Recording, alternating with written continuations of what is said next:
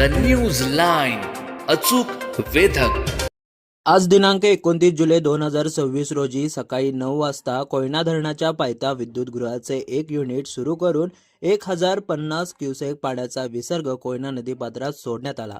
या विसर्गामुळे कोयना तसेच कृष्णा नदीच्या पाणीपातीत वाढ होण्याची शक्यता व्यक्त करण्यात आली असून नदीकाठच्या गावातील नागरिकांना सतर्कतेचा इशारा देण्यात आला आहे.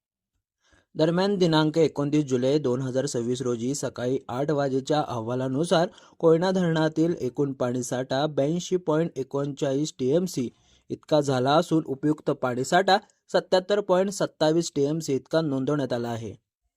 धरणाच्या पाणलोट क्षेत्रात कोयना येथे 88 मिलीमीटर, नवजा येथे 100 मिलीमीटर तर महाबळेश्वर येथे 38 मिलीमीटर पावसाची नोंद झाली आहे. सध्या धरणात 26,730 क्युसेक पाण्याची आवक सुरू आहे. द न्यूज लाईनसाठी Amol Takle, Karad. The news line, अचूक वेधक.